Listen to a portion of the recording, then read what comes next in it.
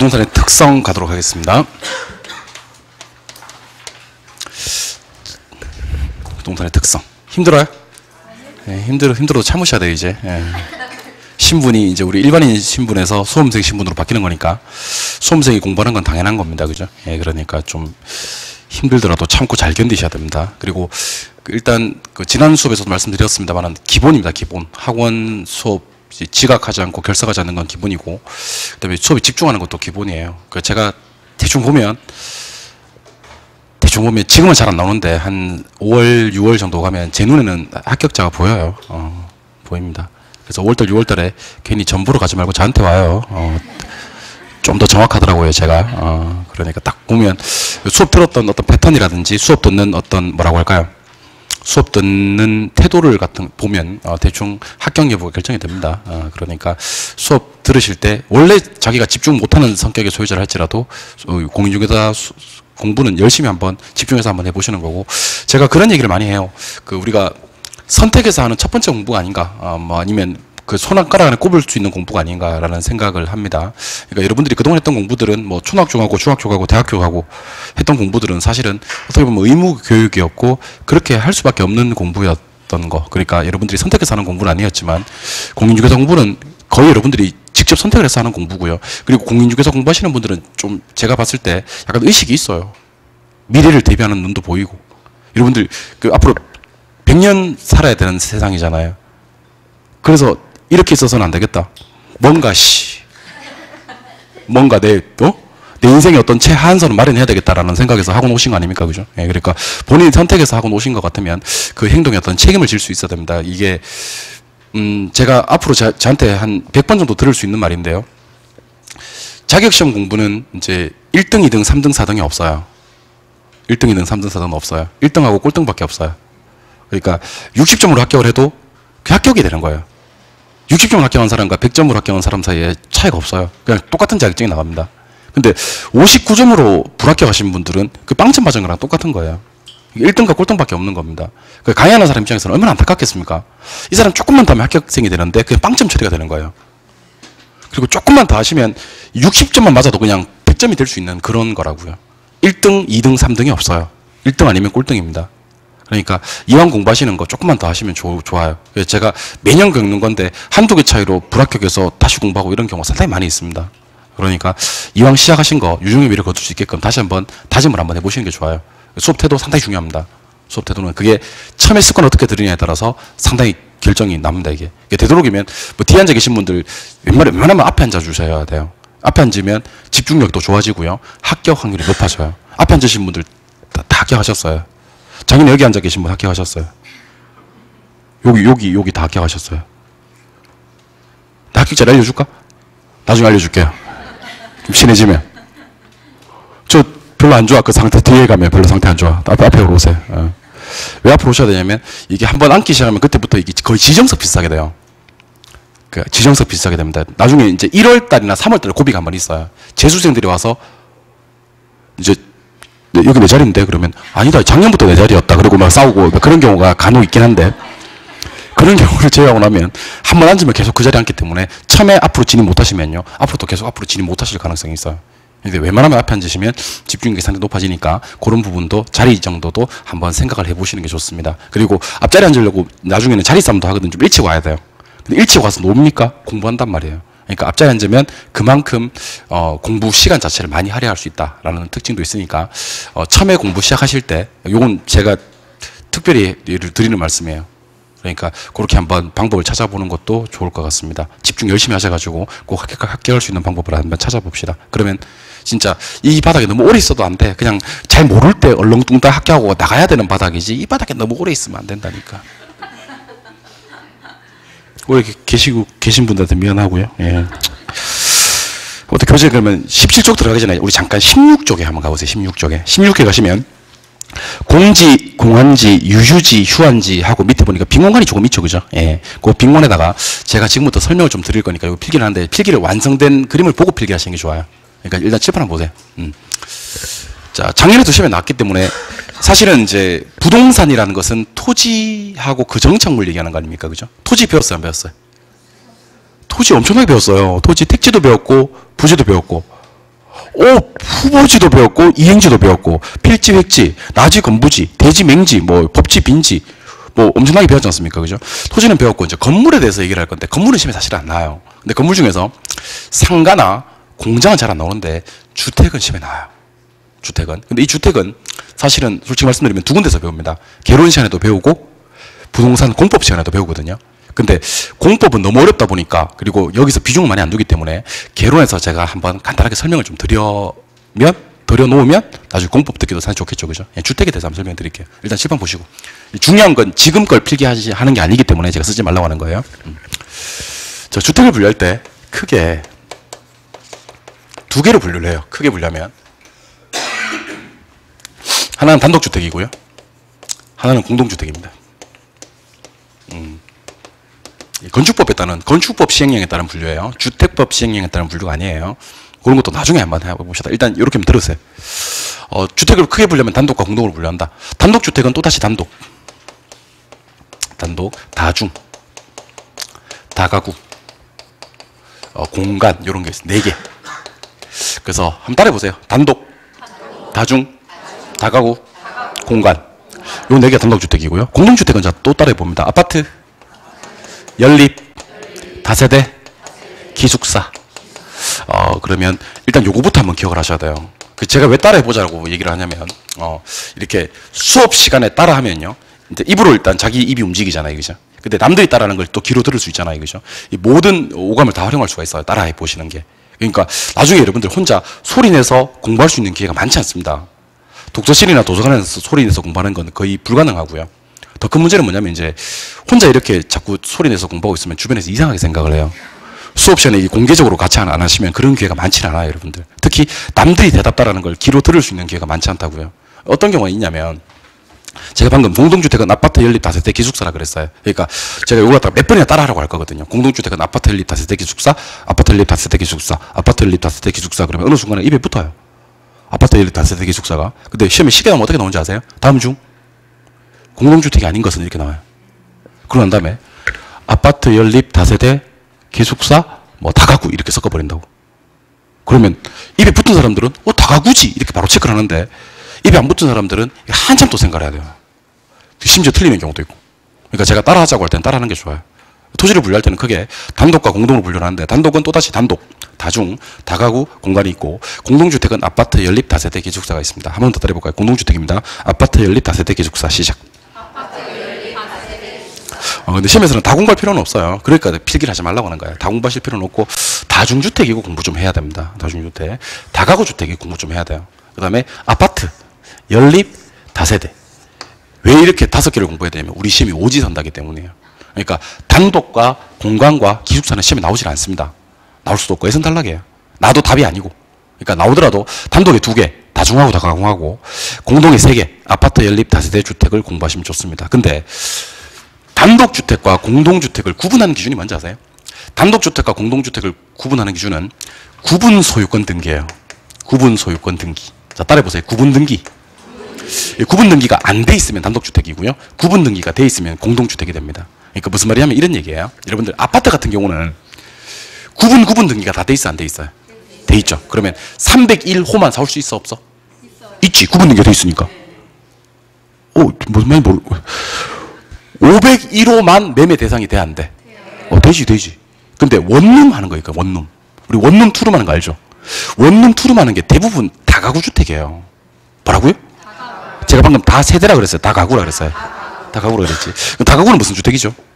단독주택이죠. 단독주택은 구분 등기가 안 돼 있어요. 그럼 다가구 주택에 가도 그러니까 원룸 투룸 하는 주택에 가도 301호, 401호 있다? 있잖아요. 근데 301호만 살 수가 없다니까.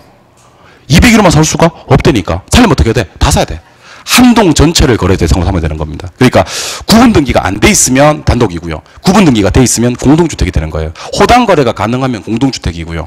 호당 거래가 불가능하면 단독주택이 됩니다. 뭔 말인지 알겠죠? 이게 원칙입니다. 물론 뭐 단독주택 같은 경우도 지분 쪼개기 뭐 이렇게 이런 거 있는데 그건 나중에 좀 공부 좀 하고 갑시다. 지금 이것도 모르는데 지금 그걸 어떻게 해? 일단은 지금은 단독주택은 구분 등기가 안 돼 있기 때문에 호당 거래가 불가능하고 공동주택은 구분 등기가 다 돼 있기 때문에 호당 거래가 가능하다. 그래서 상가도요. 통상가가 있고요. 구분 상가라는 게 있어요. 통상가는 1층부터 예를 들면 3층까지가 다 상가라면 그 전체가 매매 대상이 되는 거고요. 구분 상가하는 것들은 구분 등기가 다 됐기 때문에 101호, 201호, 301호만 거래 대상이 되는 경우를 말하는 겁니다. 뭔지 알겠죠? 예. 그게 구분 이 얘기고요. 근데 이 중에서 그러면 자, 짚어보세요. 과연 학문적으로는 또는 법률상으로는 뭘 아파트라고 하고 이 원칙을 얘기하는 거예요. 그다음 뭐를 연립이라고 하고 뭐를 다세대라고 하고 뭐를 다가구라고 하고 뭐를 다중이라고 하는지 요걸 좀 기억을 하셔야 됩니다. 참고로 말씀드리면 작년에는 요 다중주택이 그 단독 문제로 나왔었어요. 단독 문제로. 그 이 주택이 뭡니까? 답은 다중주택이었거든요. 요거 내가 찍었어요. 다중이 중요하다고 찍었어요. 확실히 막 나오고 그런다? 알겠죠? 막 찍으면 막 나온다? 알았어요. 자, 지금 보세요. 아파트는 다른 거 됐고요. 주택으로 쓰이는 층수가 5개층 이상일 때 아파트라 그래요. 주택으로 쓰이는 층수가 5개층 이상. 그러니까 4층짜리 아파트라는 말이 있을 수가 없어요. 왜냐면 주택으로 쓰이는 층수가 5개층 이상일 때만 아파트라고 하거든요. 그러면 4개층 이하면 연립 또는 다세대예요. 3개층 이하면 다가구나 다중이고요. 그래서 일단 층수로 구분해 보면 아파트가 5고요. 다세대와 연립은 4고요. 그 다음에 다중이와 다가구는 3이에요. 여기까지 됐어요? 예. 근데 요 큰 구분 기준이 요거거든요. 그래서 요까지는 단독주택이고 요거는 공동주택이거든요. 그래서 단독주택이 넘을 수 없는 층수가 이제 4는 못 넘어요. 3. 공동주택부터가 4. 그다음에 아파트는 5. 아파트는 면적 관계없이 5개층 이상이면 되고요. 연립은 660제곱미터를 초과합니다. 660제곱미터는 평으로 치면 한 200평 기준이에요. 그 200평을 넘으면 한 동 전체 면적이 200평을 넘으면 요거는 연립이라 그래요. 근데 660제곱미터 이하다. 그럼 요거는 다세대라 그래요. 그러니까 결국 200평 기준으로 그보다 크면 뭐고? 연립, 그보다 작으면 다세대. 다가구는 660제곱미터예요. 요거 이하면 다가구고요. 다중은 330, 100평 기준입니다. 330 이하면 다중이가 되는 겁니다. 그래서 이걸 갖다가 나중에는 다 암기를 하셔야 됩니다. 오늘은 암기 다 하지 말고요. 제가 하라는 것만 하세요. 자, 잘 보세요. 저 5개층은요. 다른 데서 안 나와. 아파트에서만 나와요. 어디서만? 그래서 앞으로 5 뜨잖아. 그럼 무조건 아파트야. 알겠어요? 다른 데서는 5가 떠 안 떠? 그럼 이건 중요한 거예요. 자격시험에서는 여기서만 이게 뜬다. 이건 상당히 중요한 거예요. 5개층이 뜨면 아파트야. 그거 또 따라하세요. 이하. 초과는 연립에서만 떠요. 나머지에서는 초과가 안 떠. 그러니까 초과란 말이 연립에 있으면 무조건 일단 5. 근데 연립이 아닌데 나머지 초과가 있어. 그럼 무조건 X. 무조건 이하. 됐어요? 그리고 또 따라서요. 330. 330은 우리 다중이한테만 있어요. 우리 다중이만 330이에요. 나머지에서 330 나오면 안 돼. 330은 어디에만 있어? 근데 우리 이번 시험에 이렇게 시험지 표시가 있거든요. 딱 넘기면 박스 안에 330이 있었다니까. 그럼 걔는 답이 뭐야? 다중이. 그러니까 공부를 너무 열심히 할 필요도 없는 거지. 5개층. 초과. 330은? 5개층은? 초과는? 됐어요. 그럼 됐어. 이걸 필기하시는 겁니다, 지금. 그 밑에다가. 그러니까 16쪽 밑에다가. 자, 필기하시면서 한 번 더 들으세요. 필기하시면서. 자, 주택을 분류할 때는 크게 단독주택과 공동주택으로 분류할 수 있습니다. 자, 단독주택과 공동주택을 구분하는 기준은 구분 등기가 안 돼 있느냐, 구분 등기가 돼 있느냐로 구분합니다. 구분 등기가 안 돼 있는 단독주택은 호당 거래가 불가하고요. 구분 등기가 돼 있는 공동주택은 호당 거래가 가능합니다. 단독주택은 또다시 단독, 다중, 다가구 공간이 있고요. 공동주택은 아파트, 연립, 다세대, 기숙사가 있는데 요거는 필기할 필요가 없다 그랬죠. 왜냐하면 시험에는 그 중에서 다중, 다가구, 아파트, 연립, 다세대만 나오니까 요걸 필기하라 그랬죠. 우리가 주택을 분류해서 아파트, 연립, 다세대, 다가구, 다중주택 정도만 시험에 나오는데 아파트는 주택으로 쓰이는 층수가 5개층 이상일 때 아파트라 그래요. 연립과 다세대는 둘 다 4개층이 안 돼. 면적으로 구분합니다. 660제곱미터를 초과하면 연립, 660제곱미터 이하면 다세대. 다가구 주택과 다중주택은 둘 다 단독주택이긴 한데요. 3층 이하입니다. 역시 면적으로 구분합니다. 660제곱미터 이하면 다가구, 330제곱미터 이하면 다중이가 됩니다. 이때 여기서만 있는 것들을 좀 기억을 하시면 좋겠습니다. 5개층이라는 말은 아파트에서만 나옵니다. 다른 데서 안 나옵니다. 초과라는 말은 연립에서만 나옵니다. 다른 데서 안 나옵니다.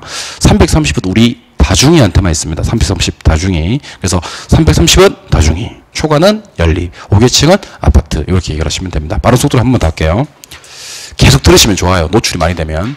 주택을 분류할 때는 크게 단독과 공동으로 구분합니다. 단독은 또다시 단독, 다중, 다가구 공간이 있고요. 공동주택은 또다시 아파트, 연립, 다세대 기숙사가 있습니다. 단독은 구분 소유권 등기가 안 돼 있고요. 공동주택은 구분 소유권 등기가 돼 있습니다. 단독주택은 호당 거래가 불가능, 공동주택은 호당 거래가 가능. 이 중에서 아파트, 연립, 다세대, 다가구 공간을 공부하시면 5계층은 아파트, 초과는 연립, 330은 우리 다중이한테만 있다. 한 번 더. 330은 우리 다중이한테만 있고 초과는 연립, 5계층은 아파트만 있다는 것을 기억하시면 좋겠습니다. 하셨습니까? 한 번 더 할게요. 초과, 연립, 330 우리 다중이 5계층 아파트, 요렇게만 기억하셔도 돼요. 알겠죠? 세부사항은 나중에 제가 암기 다 시켜드릴 테니까 일단 큰 골격 잡고 갑시다. 포인트만 잡고 갑시다. 됐어요? 예. 이번에는 부동산의 특성. 오늘 수업이 마지막이 되겠네요. 제발 보시죠. 여기까지 하고 이제 다음 주는 그 유명한 수요 공급 이론 넘어가는 겁니다. 수요 공급 이론. 수요 공급 이론은 초반에 어떻게 공부하시는지가 진짜 중요한 파트예요. 그리고 다음 주는 제가 수요 공급 이론 중에서 시험에 나오는 것만 제가 강의를 한번 해보려고 그래요. 시험에 나오는 것만. 그러니까 조금 인문과정이라고 해서 너무 쉬운 것만 하지 않으려고요. 옛날에는 제가 인문과정이라고 해서 너무 쉬운 것만 했었는데 이게 큰 도움이 안 되더라고. 그래서 좀 어려운 걸 갖다가 반복해 드리는 걸로, 그렇게 공부를 하시는 걸로 좀 합시다. 그래서 나중에 가면 남들은 난이도 중이라고 보는데 내가 봤을 때 난이도 하밖에 안 되게, 남들은 이걸 난이도 상으로 보는데 내가 봤을 때 난이도 중밖에 안 되게 그렇게 만들어 드리겠습니다. 그게 더 나을 것 같아요. 싫어도 어쩔 수 없어요. 내가 그렇게 강의를 하기로 이번에는 가닥을 잡았어요. 그러니까 제가 가이드라인을 그렇게 설정했기 때문에 여러분들은 거기에 맞게 따라오시면 좋겠습니다. 자, 그러면 부동산의 특성 출발하겠습니다. 자, 부동산의 특성은 일단 크게 토지 특성과 건물 특성이 있는데 우리 법에서만 토지와 건물을 따로따로 구분하지 외국에서는 토지와 건물을 따로따로 구분하지 않기 때문에 건물 특성은 별로 의미가 없고요. 토지 특성만 공부하시면 됩니다. 토지 특성. 토지 특성은 크게 자연적 특성과 인문적 특성으로 구분하는데 우리는 자연적 특성만 보시면 됩니다. 일단은 오늘은 자연적 특성만 볼 거예요. 자, 자연적 특성은 어떤 얘기냐면요, 물리적으로 뭐뭐 하는 것이 불가능하다는 특성입니다. 조금 귀찮으시더라도요, 물리적으로 뭐뭐가 불가능하다는 얘기 꼭 해주셨으면 좋겠습니다. 그럼 토지는요, 물리적으로 뭐가 불가능하냐에 대해서 얘기를 해드릴 건데요, 총 5가지 특성이 있습니다. 먼저 첫 번째 특성이 부동성이에요. 부동성. 두 번째 특성이 영속성이에요. 영속성. 세 번째 특성이 부증성이에요. 부증성. 네 번째 특성이 개별성이에요. 개별성. 다섯 번째 특성이 인접성입니다. 요거 한번 따라하고 출발합니다. 단어에 익숙해지는 게 첫 번째일 수 있으니까. 자, 따라해 보세요. 부동성, 영속성, 부증성, 개별성, 인접성. 자, 그러면 부동성은 어떤 특성이냐면 물리적으로 이동이 불가능하다는 성질이에요. 이동이 불가능하다. 영속성은 물리적으로 강가가 불가능하다는 성질이에요. 부증성은 물리적으로 공급이 불가능하다는 성질이에요. 개별성은 물리적으로 대체가 불가능하다는 성질이고요. 인접성은 물리적으로 분할이 불가능하다는 성질입니다. 자, 그럼 옆에다가 동산의 특성을 한번 적어 놓으시면 부동산의 특성은 좀 쉽게 이해하실 수 있겠네요. 동산은 움직이는데 부동산은 물리적으로 이동이 안 된다는 거예요. 동산은 사용을 하면 달아 없어집니다. 강가가 되는데 토지는 달아 없어지는 자료가 아니기 때문에 수명이 무한히 길다. 영속성이라고 합니다. 토지는 일반 동산들은 공장에서 막 찍어낼 수가 있어요. 공급이 되는데 토지는 물리적으로 양이 한정되기 때문에 공급량을 증가시킬 수 없어요. 일반적인 동산들은 동질적인 물건입니다. 똑같다는 얘기지. 그러면 물건이 똑같으면 대신할 수 있습니다. 근데 서울에 있는 30평 토지와 부산에 있는 30평 토지는 같은 토지로 취급하지 않아요. 그래서 대신할 수 없다. 대체가 불가능한 성질이 개별성입니다. 그리고 일반적인 동산들은 이렇게 인접해 있는 게 의미가 없어요. 움직여버리니까. 토지는 인접지의 영향을 상당히 많이 받습니다. 인접지 영향을 많이 받는다는 말은 우리가 보통 이제 부동산 가격 선정할 때는요, 부동산 가격 산정이나 우리가 부동산 뭐 이산다든지 위치 선정을 할 때는요, 주변 지역이 어떤 건지를 먼저 봅니다. 그죠? 그것이 학군이 어떤지, 주변에 공원이 있는지 없는지, 한강변인지 아닌지, 이런 것들을 먼저 봅니다. 그러니까 부동산은 원천 원하지 않던 인접지 영향을 받을 수밖에 없다. 물리적으로 분할될 수 없는 성질, 인접성 때문입니다. 근데 이걸 갖다가 아무리 귀찮아도 이렇게 물리적이라는 말을 다 써서 물리적으로 물결 표시 불가능이란 말을 써서 물결 표시 자리에 요 5가지가 들어가시면 됩니다. 물리적으로 이동이 불가능한 성질, 부동성. 물리적으로 강화가 불가능한 성질, 영속성. 물리적으로 공급이 불가능한 성질, 부증성. 물리적으로 대체가 불가능한 성질, 개별성. 물리적으로 분할이 불가능한 성질, 인접성. 이렇게. 자, 그러면 시험에는 뭐가 나오느냐? 시험에 나오는 걸 알려드려야 되겠죠. 시험 보세요.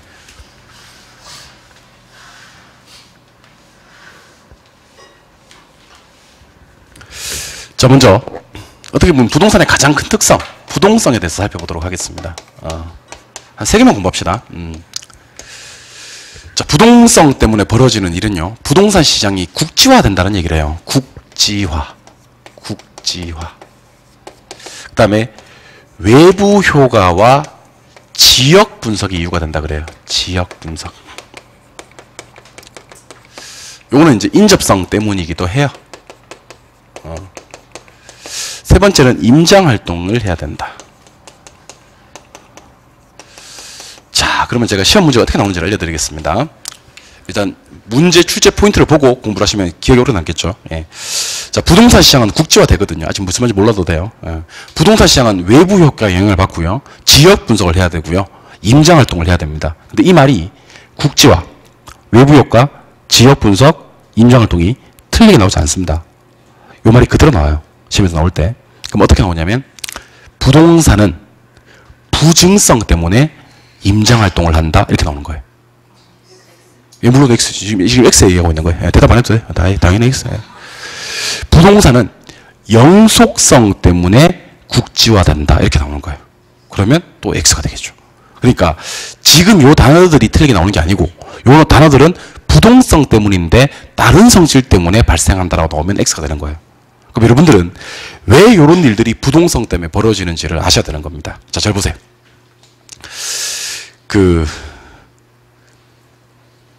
자동차를 예를 한번 들어볼까요? 자동차. 신형 그랜저가 하나 나왔어요. 신형 그랜저가 하나 나왔습니다. 근데 그랜저 자동차 시장은 아니요. 서울의 자동차 시장, 대구의 자동차 시장, 부산의 자동차 시장, 광주의 자동차 시장 그렇게 얘기하지 않습니다. 왜냐하면 이렇게 뭐 자동차를 어디서 만들죠? 울산에서 만드나요? 예, 울산 현대자동차에서 만들어가지고 서울에서 10개 필요하다 그러면 10개 주고 부산에서 5개 필요하다 그러면 5개를 주고 다음날 뭐 또 광주에서 10개가 필요하다 그러면 10개를 주면 되니까 움직일 수 있는 물건들은요, 이렇게 옮겨다니면서 움직일 수 있는 물건들은요, 어제 여기서 팔리던 게 오늘 여기서 팔릴 수도 있고요, 오늘 여기서 팔리던 게 내일 여기서 팔릴 수도 있어요. 이렇게 전국적으로 시장이 형성되는 게 일반적이에요.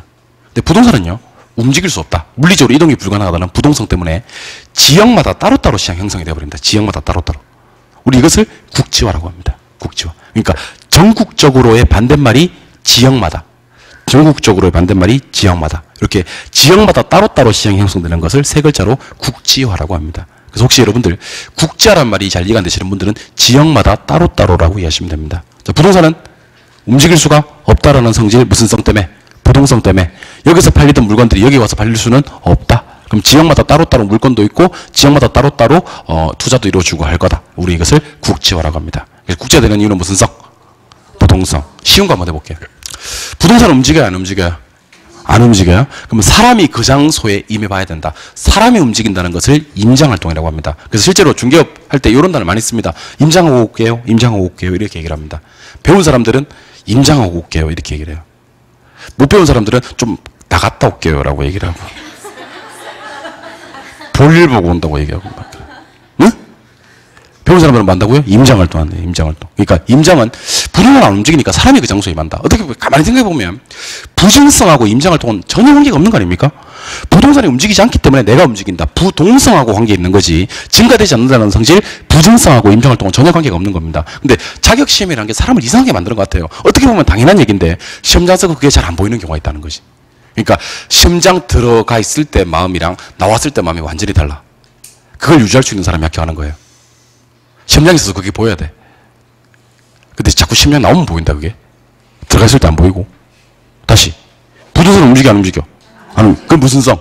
부동성. 그럼 누가 움직여야 돼? 사람이 움직여야 돼. 그건 무슨 활동? 임장활동. 임장활동은 무슨 성 때문이다? 두 번째.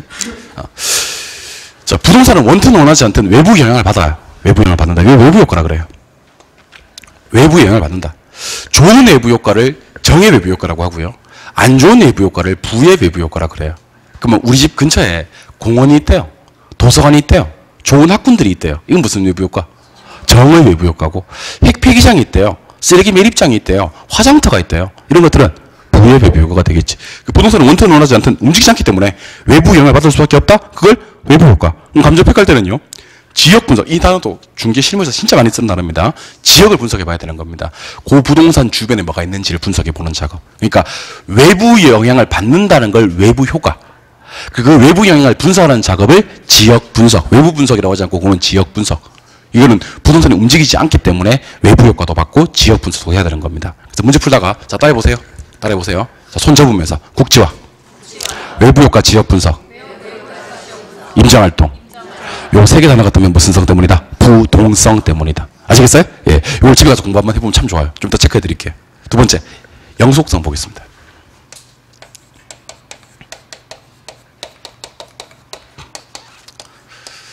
한 4개만 공부할게요.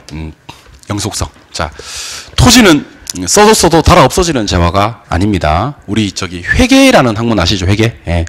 저 기업에서 이제 우리 재무제표 같은 것도 만들고 회계도 하는데요. 그 건물 같은 게 들어오거나 건물 같은 걸 법인에서 구입을 하거나 아니면 자동차 같은 걸 구입하면요. 감가상각 처리를 해요. 1년에 40%씩 30%씩 이렇게 감가상각 처리를 하거든요. 근데 기업에서 토지를 구입했을 때는요. 감가상각 처리가 안 되죠. 토지는 사용이나 시간의 흐름에 따라서 달아 없어지는 재화가 아니니까. 그럼 수명이 무한히 길다. 이걸 뭐라고? 영속성이라고 하는 겁니다. 수명이 무한히 길다. 영속성. 그래서 토지는요. 재생산 이론이 적용되지 않아요. 재생산 이론이 적용되지 않는다.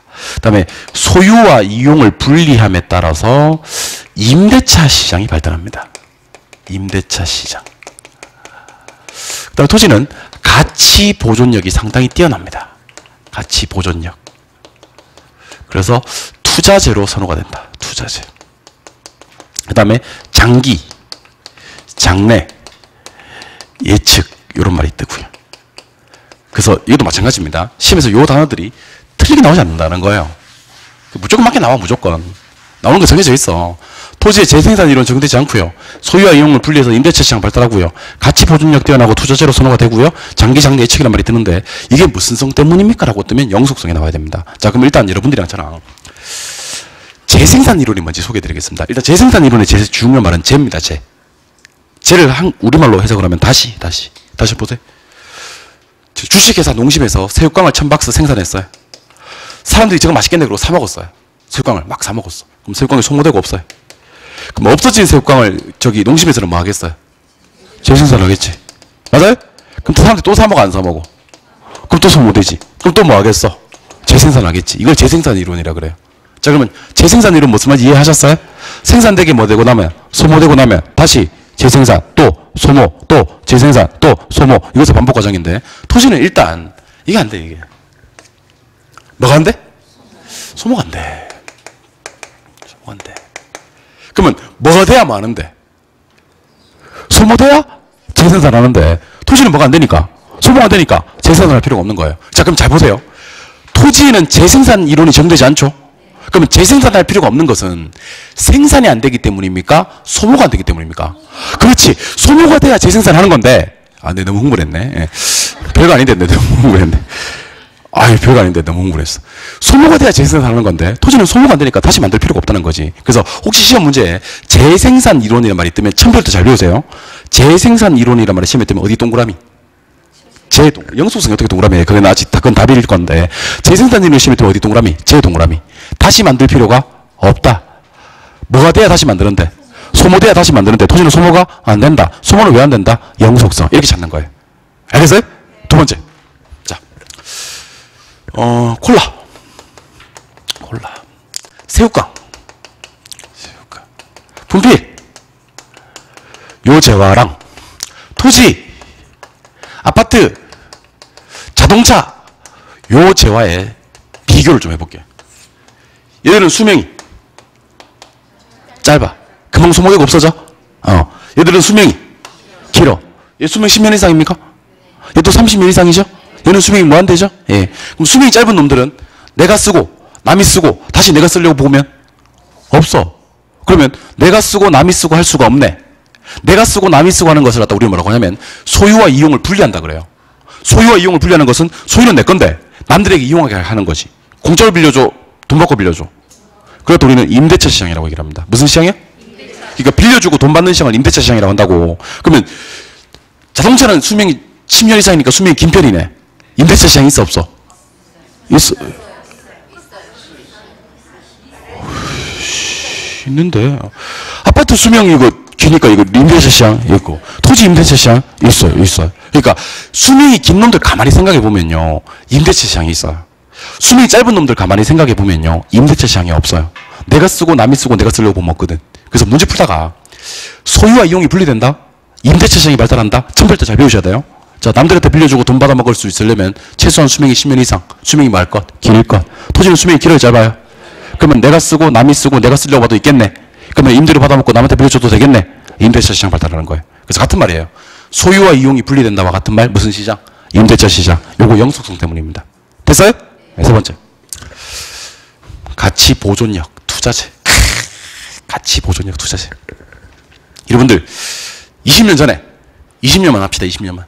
20년 전에 제가 2억 가지고요. 벤츠 샀어요. 벤츠. S클래스. 풀옵션으로. 벤츠? 취등록세하고 뭐 이렇게 자차 넣고 하니까 2억이 된 거야. 20년 전에 제가 요 근처에 땅 하나 샀어요. 땅 2억치만 샀어요. 그럼 벤츠 같은 경우는 20년이 지난 지금 시점에서 어떻게 됐겠어요? 폐차지, 폐차 뭐. 20년 전은 폐차지 뭐. 그럼 가치 보존해요, 못해요? 못하지. 근데 토지는요, 20년 전에 산 토지의 가치를 그대로 보존하고 있겠네. 플러스 알파, 가치 상승분. 맞아요? 그래서 아직까지도 투자재로 선호되는 건 토지예요, 토지. 자동차는 소비재라면 할 말이 없는데, 소비하겠다고 사면 할 말이 없는데, 투자하겠다고 자동차에 사는 사람 미친 사람이에요. 왜냐면 자동차는 영속성이 없기 때문에 가치 보존력이 상당히 떨어져요. 감가상각이 이루어지는 물건이란 말이지. 그 투자재가 아닌 거예요. 그래서 여러분들은 돈 생기면 뭐 해야 된다? 땅 사야 됩니다. 돈 생기면 땅 사야 됩니다. 알겠죠? 제가 제일 안타까운 사람들이 어떤 사람들이면 돈 생기니까 옷 사고 이런 사람도 있어요. 옷 사고, 막 가방 사고, 화장품 사고, 자동차 사고. 그러면 안 돼. 돈 생기면 땅 사야 됩니다. 알겠죠? 어디 사는지 알아서 사세요. 그 하여튼 뭐 땅 사야 돼. 투자재. 그러니까 왜 그런 얘기 많이 합니다. 이렇게 이 땅 사놨으면 대박 났을 건데. 하고 10년이 지나요. 10년 지나서 와, 천지개벽했네 여기. 옛날에 여기 다 밭이었는데 땅 샀으면 대박 났겠네. 하고 또 10년이 지나요. 그럼 뭐라 그래? 우리 부모님 여기 땅 안 사놓고 뭐 있는지 모르겠다 그래요. 근데 그 얘기를 여러분의 자제분들이 똑같이 할 겁니다. 나중에. 돈 생기면 옷 사지 말고 땅 사야 됩니다. 토지의 무슨 성 때문에? 영속성, 가치 보존력 투자재. 수명이 짧은 놈들한테 쓸 수 없는 말이 3개가 있어요. 장기, 장래, 예측. 요거는 그냥 문제 읽다가 지문을 다 중단하셔도 돼요. 장기란 단어나 장래란 단어나 예측이라는 단어가 지문에 보이면요. 요거는 무조건 영속성 때문입니다. 왜냐하면 수명이 짧은 놈한테 장기, 장래, 예측이란 말은 어울리지 않는 말이니까. 장기, 장래, 예측은요. 미래지향적인 단어예요. 그래서 정리 다시 한번 해봅시다. 따라오세요. 재생산 이론. 재생산 이론. 소유와 이용의 분리 임대차 시장. 가치 보존력 투자재. 장기, 장래, 예측. 그럼 요 2가지 한번 모아볼까? 2가지. 자, 국지와, 좀 성격이 다를 거예요. 국지와 외부 효과 지역 분석, 임장 활동은 아까 무슨 성 때문이었고, 부동성. 재생산 이론 적용 불가, 소유와 이용의 분리 임대차 시장, 뭐, 가치 보존력 투자재, 장기, 장래, 예측. 이거는 영속성. 이번에는 부증성 갑니다. 부증성. 부증성. 그리고 지금 첫 번째 시간에 했던 제가 복합 개념의 부동산 했던 거 있잖아요. 법경기. 까먹었구나. 협의 광의, 자산, 자본, 생산 요소, 소비재, 상품, 자연 공간, 위치 환경. 2번째 시간에 했던 토지 용어 있잖아. 토지 용어. 필지, 획지, 뭐 후보지 있잖아. 3번째 시간에 하고 있는 부동산 특성. 이거는 한 문제씩 반드시 나온다고 생각하시면 돼요. 제가 그랬잖아요. 지금 나오는 것만 할 거라고. 그러니까 이 인문과정 수업 들었던 사람들이랑 1월달부터 수업 듣는 사람들이랑 차이 나게 만들어 드리겠습니다. 알겠죠? 내가 1월달에 이런 얘기 하면 쌤 우리 사회 뭐 다시 이런 얘기를 새삼스럽게 합니까? 그렇게 해주셨으면 좋겠어요. 1월달에 처음 오는 사람하고 똑같이 눈 껌뻑껌뻑하고 그러면 안 되고. 알겠죠? 예. 네. 부증성. 자, 부증성 들어가기 전에 작년에 시험에 나왔던 거 하나 소개해 드리겠습니다. 이게 나올 줄 알았거든요. 이런 게 나온다고. 자, 보세요. 자, 공급을 크게 우리 부동산학에서는 둘로 나뉘었습니다. 물리적 공급이라는 말을 쓰고요. 경제적 공급이란 말을 써요. 경제적 공급. 물리적 공급과 경제적 공급을 구분하거든요. 물리적 공급은 일단 불가능해요. 왜 불가능하냐면 부증성 때문에 그래요. 근데 경제적 공급은 가능해요. 이게 이제 용도의 다양성 때문인데, 조심하셔야 될 건 경제적 공급은 용도 전환을 말하는 거지 토지를 막 이렇게 늘렸다, 줄였다 이런 얘기는 아닙니다. 그럼 요거 하기 전에 이제 제가 소개해 드릴 내용이 하나 있어서 설명 좀 드리고 할 테니까 칠판 한번 보시기 바랍니다. 제가 분명히 칠판에다가 뭐라고 쓸 거냐면 토지라고 쓸 거예요. 이 토지를 국토 전체적인 관점에서 접근해서 얘기를 할 거예요. 토지를 국토 전체적인 관점에서 접근해서 얘기할 거예요. 자, 칠판 보세요. 토지를 국토 전체적인 측면에서 보면 농지 있고, 택지 있고, 임지 있고, 바다 있고 그래요. 지금 바다를 갖다가 토지에다 넣으면 되나? 학자들이 그렇게 보더라고요. 저는 이렇게 안 보고 싶은데 학자들이 12해리까지는 어차피 우리나라 영토 맞지 않습니까? 맞아요? 그래서 제가 분명히 토지라고 했지만 국토 전체, 영토적인 관점에서 보면 바다도 우리 국토로 넣어요. 그럼 자, 농지 10개, 택지 10개, 임지 10개, 바다 10개로 구성되어 있다. 우리나라가 칩시다. 그럼 토지 양 총 몇 개? 40개. 맞아요? 이 40개가 50개 되는 방법이 있더라 없더라? 없더라. 이게 공급이 안 된다는 거예요. 근데 그 공급을 다 따라해보세요. 물리적 공급. 토지는 물리적 공급이 된다 안 된다? 안 된다. 무슨 성 때문에? 부증성 때문에. 이해하셨어요? 예. 자, 근데 보세요. 우리가 토지가 부족하다는 얘기를 많이 합니다. 근데 사실은 실상을 들여다보면 진짜 부족의 대상이 되는 땅은 택지예요. 택지. 농지나 임지나 바다가 부족하지는 않고요. 택지가 부족합니다. 자, 그럼 농지 5개를 뚝 떼어다가 택지로 바꾸거나 임지 5개를 뚝 떼어다가 택지로 바꾸는 방법이 있어요. 우리 아까 앞에서 후보지 예행지 했었거든요. 택지, 농지, 임지 상호간의 용도 전환이 된다 그랬잖아요. 맞죠? 예. 바다도 새만급 같은 거 생각하시면 돼요. 근데 우리 부동산 학에서는 간척사업이란 말을 쓰지를 않아요. 이 학문적 용어가 아니야, 간척사업이. 그래서 간척지란 말을 잘 안 써요. 그럼 부동산 학에서는 어떤 말을 쓰냐면, 자, 따라해 보실래요? 공유수면 매립. 한 번 더. 공유수면 매립. 그래서 간척사업에서 만든 땅 갖다 우리는 앞으로 간척지라고 하지 않고 매립지라 그래요. 조성지 매립지 그래요. 조성지 매립지. 만들었다 조성. 매립했다 매립해서 조성지 매립지란 말을 씁니다. 그럼 매립해서 택지로 바꿨다. 가능하거든. 그럼 택지량이 몇 개가 되면 25개가 돼요. 5개씩, 5개씩, 5개, 15개가 추가되니까. 그럼 택지량이 10개, 25개가 되었죠? 우리 이것을 경제적 공급이라고 한다고. 자, 그럼 보세요. 경제적 공급은 돼, 안 돼? 돼. 용도가 많기 때문에. 다양하기 때문에. 근데 잘 보세요. 우리 국토는 여전히 몇 개? 40개. 다시 이걸 물리적 공급이라 그래요. 되는 거야 안 되는 거야? 안 되는 거야. 물리적 공급은 되는 거야 안 되는 거야? 안 되는 거야. 여러분 이거는 강하게 얘기하셔야 돼요. 물리적 공급이 돼 안 돼? 안 돼. 우리 국토가 몇 개라면? 40개. 그래서 앞으로 제 입에서 물리적 공급이란 말이 뜨면 여러분들 입에서는 40개 나왔으면 좋겠어요. 한번 해볼까? 우리끼리 약속이거든. 조건 반사. 내 입에서 물리적 공급 나오면 여러분들은 40개. 알겠어요? 물리적 공급. 끝까지. 그럼 돼 안 돼? 아, 그거 40개인데 뭐. 맞아요? 물리적 공급은 안 되는 거야. 근데 40개 안에서 40개 안에서 농지가 택지되고 임지가 택지되고 바다가 택지될 수 있어 없어? 있어. 하지만 물리적 공급은 40개. 무조건 40개. 그 물리적 공급은 불가능한 거야. 알겠어요? 그러면 우리가 생각했을 때 토지량이 늘어났다는 느낌이 드는 것들은 전부 다 경제적 공급이고, 그거는 40개 안에서 지네들끼리 뭐 한 거냐면 용도 전환한 것이다. 이렇게 얘기하시는 거예요. 그러니까 물리적 공급은 되는 거 안 되는 거? 안 되는 거. 물리적 공급 몇 개? 끝까지. 근데 경제적 공급은 10개에서 15개, 20개, 25개 될 수 있다. 하지만 그건 40개 안에서 뭐가 된 거다? 용도 전환이 된 거다. 그럼 시험에서 이렇게 나옵니다. 부증성 때문에 이렇게 나오는 거예요. 부증성 때문에. 그럼 무슨 공급은? 물리적 공급은 절대로 되고 안 되고? 안 되고. 용도의 다양성 때문에 경제적 공급은 되고 안 되고? 되고. 근데 경제적 공급은 토지를 만들어낸 게 아니고 40개 안에서 뭐 한 것이다. 네 글자. 용도 전환한 거다. 그래서 이걸 시험에서 어떻게 이렇게 냅니다. 토지는 부증성 때문에 용도적 공급, 경제적 공급이 불가능하다. 그러면 X가 되는 거고, 용도의 다양성 때문에 물리적 공급이 가능하다. 그러면 X가 되는 거예요. 무슨 말 이해하셨어요? 무슨 공급이 불가능하고? 물리적 공급이 불가능하고. 몇 개는? 40개는 끝까지 40개니까. 10개가 15개 되고 20개 되고 25개 되는 것은 전부 다 무슨 공급? 경제적 공급. 이건 네 글자로 뭐다? 용도 전환이다. 이렇게 공부하시는 겁니다. 이해하셨어요? 그러니까 제 입에서 나중에 만들어 드릴게. 내가 노력하지 마. 내가 만들어 드릴게. 물리적 공급 몇 개인데? 40개인데 끝까지 40개이기 때문에 물리적 공급은 절대로 안 되는 거예요. 작년에 이게 나왔어요. 시험에. 경제적 공급은 돼 안 돼? 돼. 근데 경제적 공급은 토지를 40개에서 50개로 늘었다는 얘기가 아니고 40개 안에서 뭐 한 거다? 용도 전환한 거다. 이렇게 하시는 겁니다. 이해하셨어요? 예. 그 부증성은 너무 깊게 들어가지 마시고 이 정도만 이해하시면 돼요. 그 다음에 개별성 봅니다. 개별성. 오늘 수업의 마지막입니다. 개별성.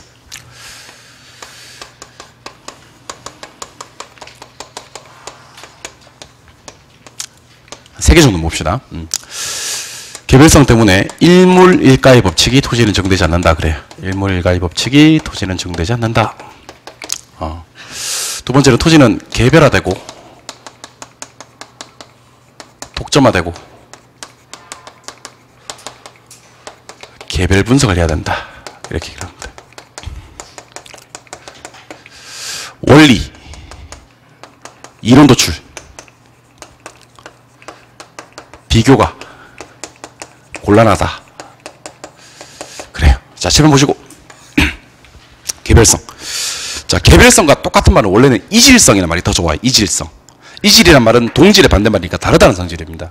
그러니까 서울에 있는 그 새우깡이랑 부산에 있는 새우깡은 같은 새우깡이에요, 다른 새우깡이에요?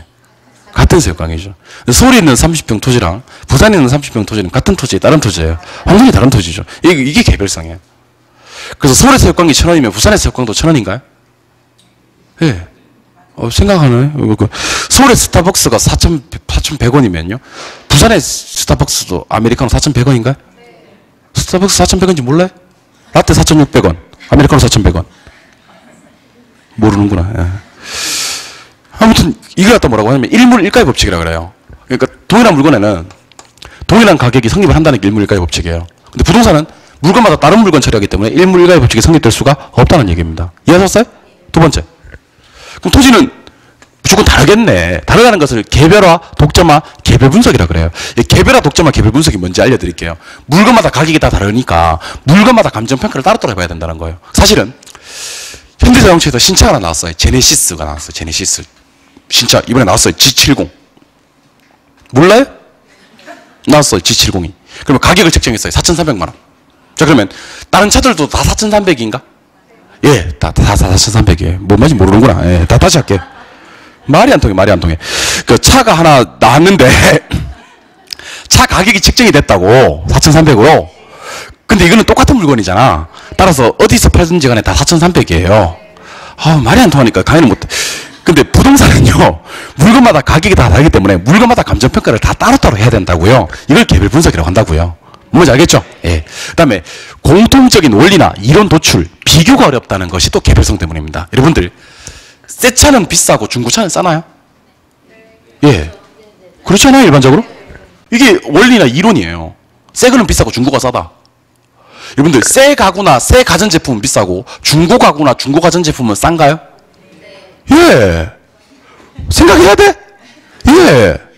근데 여러분들, 새 부동산은 비싸고 중고 부동산은 싸다. 이건 좀 곤란해요.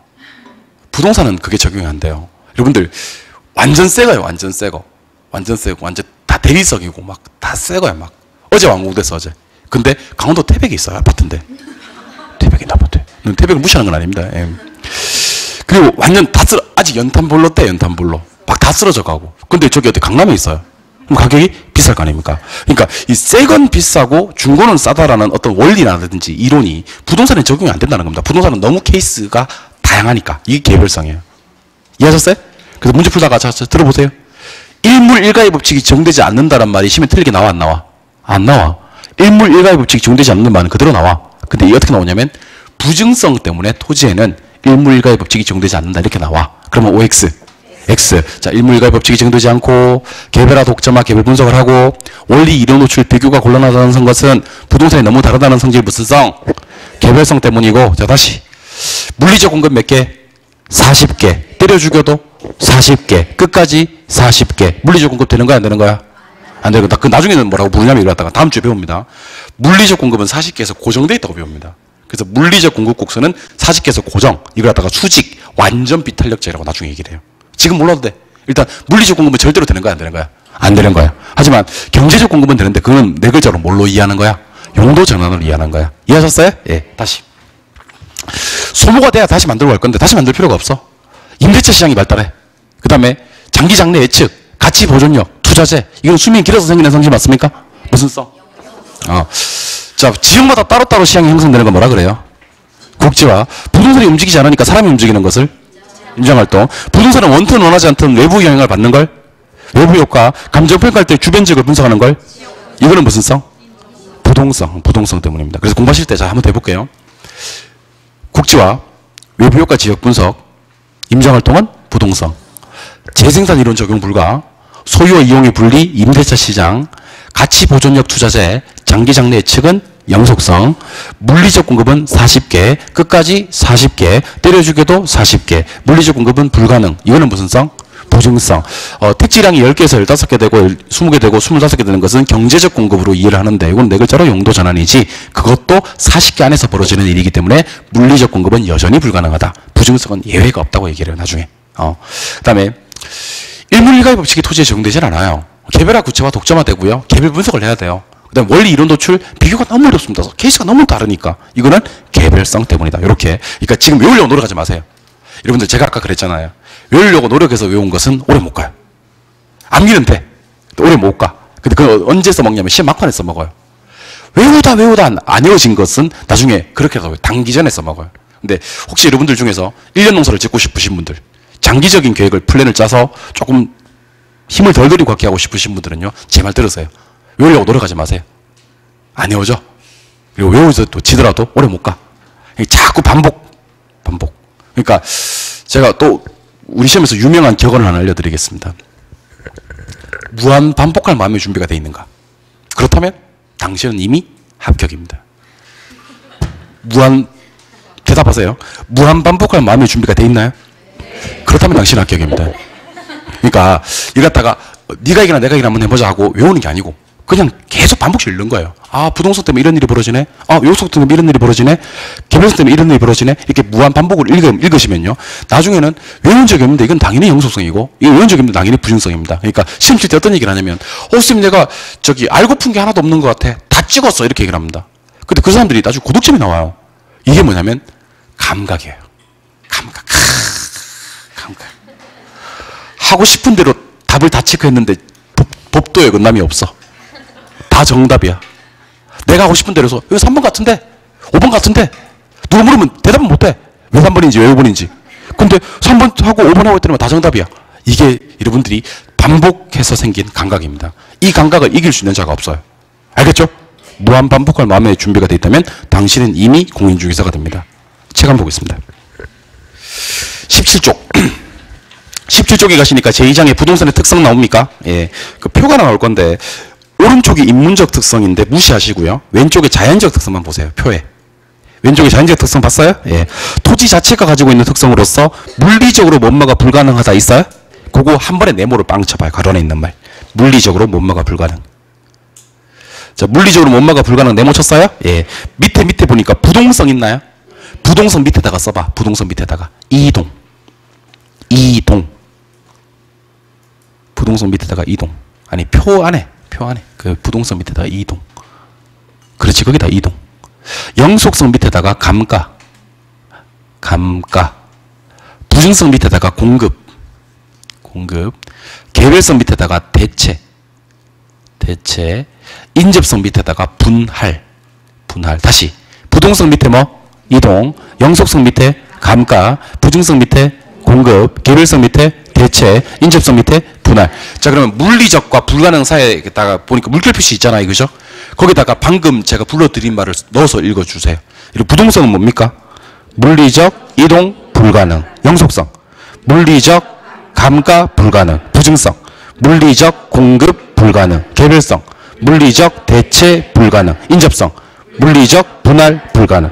1번으로 내려가시니까 부동성 나옵니까? 의의는 됐고. 이번에 파생되는 특징이 있죠? 찾으셨나요? 동그라미 1번에 가셔서 국지화라는 글자 동그라미 하세요. 동그라미 1번에 가서 국지화. 하셨어? 예. 동그라미 2번에 가셔서는 임장활동이란 말만 동그라미 하세요. 임장활동. 동그라미 하셨어? 예. 3번에 가셔서 외부효과 동그라미 하시고요. 그 옆에 지역 분석 동그라미 하세요. 그 방금 동그라미 한 건 4개인데요. 한번 읽어볼게요. 시작. 국지화, 임장활동, 외부효과, 지역 분석. 요거는 무슨 성 때문? 부동성 때문. 2번으로 가시니까 영속성 나옵니까? 영속성. 가로 1번에 의의는 됐고요. 가로 2번에 보시니까 파생되는 특징이 있습니까? 거기 동그라미 2번에 가시니까 재생산 이론 적용 배제 있죠? 거기 재라는 글자만 동그라미 재. 다시 만들 필요 없다 그랬어요. 예. 3번에 소유와 이용을 분리의 동그라미, 그 옆에 임대차의 동그라미. 분리의 동그라미, 임대차 동그라미. 4번에 가셔서 장기란 글자 찾아서 동그라미.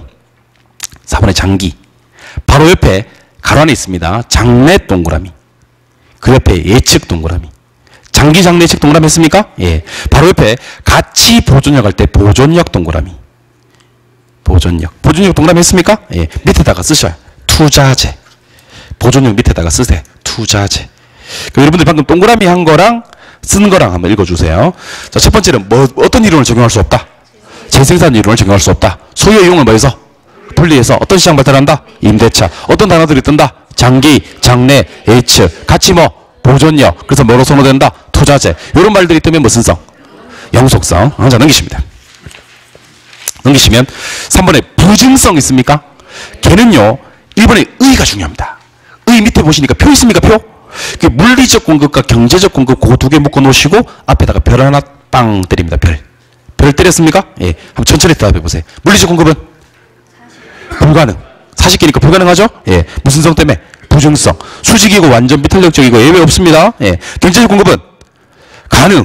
용도의 다양성 때문에 우상향은 아직 몰라도 되고 이거는 뭐다? 용도 전환이다. 그래서 후보지나 이행지나 수면 매립은 전부 다 용도 전환을 통한 공급이지 물리적 절대량이 늘어난 것으로 보지는 않는다는 겁니다. 이해하셨어요? 예. 그래서 우리 지금 표에 보니까 물리적 공급이란 말이 있잖아.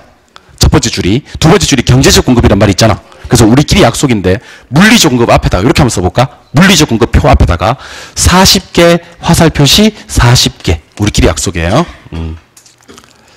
40개 화살 표시 40개.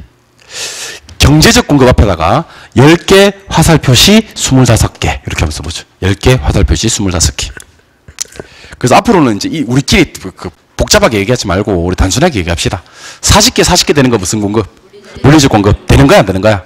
안 되는 거네요. 40개에서 40개가 되는 거니까. 맞죠? 근데 10개에서 15개, 25개 되는 게 무슨 공급? 경제적 공급. 되는 거야, 안 되는 거야? 되는 거야. 근데 10개에서 25개가 됐다 하더라도 물리적 공급이 늘어난다는 것으로 보지는 않고 40개 안에서 뭐가 된 거다? 용도 전환이 된 거다. 이렇게 보는 거다. 이해하셨어요? 예. 우리끼리 이렇게 약속해요. 예. 밑으로 내려가시니까 4번에 개별성 나옵니다. 개별성. 자, 개별성이 1번에 의의 됐고요. 2번에 파생되는 특징이 있습니까? 동그라미 1번에 밑줄 합니다. 일물, 일가의 법칙 적용 배제. 밑줄 했습니까? 2번에도 밑줄 합니다. 중간부터 개별화, 구체화, 독점화, 개별 분석. 3번에도 밑줄합니다. 원리, 이론의 도출이 곤란, 비교, 곤란. 밑줄했습니까? 예. 간혹 저한테 이렇게 묻는 사람도 있다고. 쌤, 밑줄하고 동그라미 차이는 뭐냐 하시는 분들은 뭐 별 차이는 없는데 동그라미가 좀 더 중요합니다. 예. 나름대로 이유는 있습니다. 정말 이유가 없는 건 아닌데 그렇다고 막 이렇게 차이가 막 극명히 차이가 있고 그러지는 않습니다. 그래도 웬만하면 제가 하는 대로 해놓으세요. 밑줄을 걸어가면 밑줄 걷고 동그라미를 그러면 동그라미 해놓으세요. 알겠죠? 예. 그리고 그 옆에 토지 인문적 특성은 보지 않습니다. 보지 않고 한 장 더 넘기시면 오른쪽 페이지 21쪽에 가시니까 부동산학 강론 나옵니까? 강론 찾았어요? 예. 제 1장으로 가시니까 제목이 부동산 뭐예요? 별표 하나 때려놓으세요. 왕별 하나 때려놓으세요. 왕별. 별 크게 때려놓으시고 수용급 이론은 입문 과정이지만 제가 입문으로 다루지 않으려고요. 입문으로 다루지 않고 원래 본 수업 진행하는 식으로 수업을 진행할 것 같습니다. 다음 주에는 수업이 조금 어려워져요. 조금 어려워지는데 제가 일부러 어려운 걸 가져온다고 생각하시면 돼요. 어려운 걸 가져와서 그걸 반복해 드릴 테니까 나중에는 남들이 어렵다고 하는데 나는 왜 어렵지 않은 상황이 발생하지? 이렇게 만들어 드릴 테니까 그렇게 한번 생각하고 오시면 되겠습니다. 잠깐 저한테 5분만 주세요. 5분만. 오늘 3시간 동안 수업했던 거 약 한 5분 정도만에 복습을 한번 해드릴게요. 책 안 보셔도 되니까 쭉 한번 복습한다고 생각하시면 됩니다. 자, 우리가 복합 개념의 부동산이라는 것과 복합 부동산이라는 건 구분하셔야 돼요. 법률적, 경제적, 기술적 측면의 부동산은 복합 개념의 부동산이고 토지와 건물을 일체로 다루어서 활동의 대상으로 삼는 경우는 복합 부동산이라 그래요. 그래서 우리나라에서는 부동산 그러면 토지, 건물 따로따로 복합 부동산 해야 토지와 건물을 일체로 처리하는 겁니다. 그럼 복합 개념, 두 글자가 더 붙어요. 복합 개념의 부동산은 법률적, 경제적, 기술적 측면의 부동산인데 법과 경제를 묶어서 무형, 기술, 물리적 측면을 유형이라고 합니다. 법률적 측면은 부동산을 협의와 강의로 보는 건데요. 토지와 그 정착물을 협강이 나눠 놓고요. 중부동산 없으면 협의, 있으면 강의. 중요한 건 토지와 그 정착물로 협강의를 구분하는 게 아니고 준부동산으로 구분하는 것이다. 준부동산은 등기 등록의 공시 방법을 갖춤으로써 원래 부동산 아니었지만 부동산에 준하여 취급되는 기계, 재단, 기타를 말한다 그랬었어요. 경제적 개념의 부동산은 돈이 나와야 되니까 자산, 자본, 부채 같은 거. 그 다음에 생산재, 소비재, 상품, 생산요소, 소비재, 상품. 그래서 자산, 자본, 생산요소, 소비재, 상품이 경제적 개념. 그 외에 자연공간 위치 환경, 자연공간 위치 환경은 기술적, 물리적 측면, 돈으로 확인이 가능한 것들. 그래서 협강이 법, 자산, 자본, 생산요소, 소비재, 상품은 경, 자연공간 위치 환경은 기, 물이다. 요거 기억하시면 돼요. 두 번째는 우리 민법 99조 1항에서는 토지와 그 정착물을 부동산이라고 했었는데 토지 용어를 정리를 해볼 건데요. 건축이 가능한 땅 주상공은 택지. 요거 받고 건축이 불가능한 토지를 합쳐서 부지라고 합니다. 자, 택지, 농지, 임지가 있고요. 택지 안에 주상공, 농지 안에 전답, 과수원, 임지 안에 용재림, 신탈림이 있는데요. 택지, 농지, 임지 상호 간에 이렇게 용도 전환이 이루어지고 있는 과정의 토지를 후보지라고 한다면 택지, 농지, 임지 내에서 전환이 이루어지고 있는 땅을 이행지라고 해요. 도로에 좁은 접속면이 있고 허가 나는 땅은 대지고요. 어떠한 접속면도 없고 허가 안 나는 땅은 맹지라 그랬었어요. 지번 붙여서 등기 등록하는 땅은 필지고 법적 개념이에요. 가격 수준이 비싼 경제적 개념의 땅은 획지고 여러 개가 하나 되고 한 개가 여러 개 되고 한 개가 한 개 되고 다 될 수 있다고 얘기 드린 바가 있습니다. 건축물이 없는 땅은 낮이에요. 건축물이 있는 땅은 건부지고 보통 건부지는 감가됩니다. 싸요. 근데 정부가 개입해서 규제를 강화한다면 예외적으로 건부 증가, 낮이보다 비싸질 수가 있는 거예요. 법이 있으면 법지고요. 법이 없으면 빈지예요. 근데 법이 있는 법지는 이용 가치는 없고요. 법이 없는 빈지는 이용 가치는 있어요. 빈지는 이 만주부터 등록 지점 사이의 땅을 빈지라고 합니다. 건폐율 때문에 비어있는 땅은 공지라고 하고요. 도시토지로서 방치하면서 비어있는 땅은 공한지라 그래요. 쉬고 있는 땅은 휴한지라고 하고요. 놀고 있는 땅은 유휴지라고 한다는 것도 기억을 하시면 좋겠습니다. 주택을 분류할 때 크게 단독과 공동으로 분류할 수 있는데요. 단독은 또다시 단독, 다중, 다가구 공간이 있고요. 공동주택은 아파트 연립, 다세대 기숙사, 특히 공동주택을 입에 붙이세요. 아파트 연립, 다세대 기숙사가 있는데 5계층 그러면 아파트만 나와요. 초가는 연립에서만 나와요. 그 다음에 330은 우리 다중이한테만 330이 나온다는 것도 기억하시면 좋겠습니다. 물리적으로 뭐뭐가 불가능하다는 게 토지의 자연적 특성입니다. 물리적 이동 불가능, 부동성. 물리적 감가 불가능, 영속성. 물리적 공급 불가능, 부증성. 물리적 대체 불가능, 개별성. 이렇게 보시면 되는데 부동성 때문에 벌어지는 일 3개 정도 공부하시면 됩니다. 국지화, 외부효과 지역 분석, 임장활동. 요거 3개. 영속성, 물리적으로 감가 안 된다는 성질인데 4개 공부하시면 됩니다. 소모를 전제로 하는 재생산 이론, 다시 만들 필요가 없죠. 소유와 이용의 분리, 임대차 시장. 그 다음에 가치 보존력 투자재, 장기 장래 예측, 이런 것들이 영속성. 부증성은 부증성의 내용보다도 부증성의 의미를 파악하시는 게 상당히 중요합니다. 토지는 물리적 공급이 불가능해요. 40개는 때려 죽여도 40개, 끝까지 40개, 뭐 예외가 없어요. 그래서 물리적 공급은 불가능, 예외 없이 40개에서 고정되어 있다. 그럼 10개가 25개 되는 것은 경제적 공급, 용도가 다양하기 때문에 용도 전환한 것으로 이해해야 되지 토지량이 40개에서 50개로 늘어난 것으로 부증성의 예외로 보지 않는다는 거예요. 40개는 끝까지 40개고 10개에서 15개 되는 것은 경제적 공급, 용도 전환이다. 토지에는 일물일가의 법칙 따위는 적용되지 않습니다. 개별화, 독점화, 개별 분석을 해야 되고요. 원리, 이론 도출, 비교가 곤란해요. 즉 A 토지에는 적용되던 이론이 B 토지에는 바로 적용이 안 될 수도 있습니다. 이런 것들은 개별성 때문이다 라고 소개해드린 바가 있습니다. 그래서 항상 입문 과정에서는 수업 마칠 때 그날 수업했던 거 5분 만에 정리를 해드릴 거고요. 이 5분 정리가 중요한 거예요. 그러면 5분만 수업 들으면 되겠네. 그러면 이걸 이해를 못해. 수업 열심히 듣고 한 5분 정리, 10분 정리 해드릴 테니까 그렇게 하고 그 다음에 다음 주 오시면 전주에 수업했던 거 그냥 오늘 수업 내용이 되겠지. 이거 복습 한번 더 해드릴게요. 여러분들 무한반복할 마음의 준비가 되어 있다면 합격은 따놓은 당상이라고 했었고 저는 여러분들 무한반복할 마음의 준비가 되어 있습니다. 여러분 합격시킬 자신이 있는 거지. 알겠죠? 예, 공부 따로 많이 안 하고 점수 나오게 만들어 드릴 테니까 점 있고 1년 동안 부동산 학교는 열심히 한번 해봅시다. 자, 우리 수업 듣느라고 대단히 고생 많이 하셨고요. 다음 주는 그 유명한 수요공급 이론으로 찾아뵙는 시간 갖도록 하겠습니다. 수고하셨습니다.